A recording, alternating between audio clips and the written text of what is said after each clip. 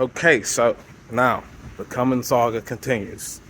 Check this out. And we gotta check this to make sure that we don't have any leaks over that weekend. You see my glove, it was dry before? Look at that. All just residue.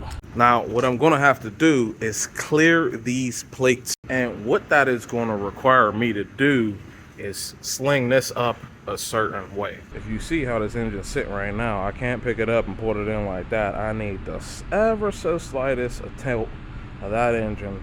So these first top bolts, maybe the first two, or I want ideally the first four to make contact in the housing.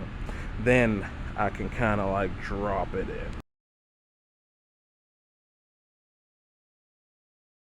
I think I got it. Take a step back. Boom. Look at the angle on that. I think we can install it just like that. Boom. Let's shed a little light on the situation here. You see how that angle I got going on with that engine? It's just ever so slightly. I got to clear them plates, but boom. Might have to work a pry bar and to pivot it a little bit, but basically I'm there. Let me set you back up and yeah.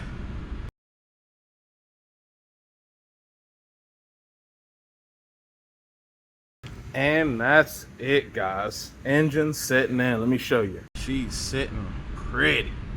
Nice gap. We got exposed studs and everything.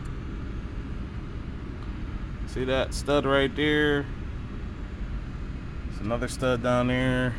Yeah. All my studs are exposed. So, and I got her sitting in the mount. Where's she at? There's one.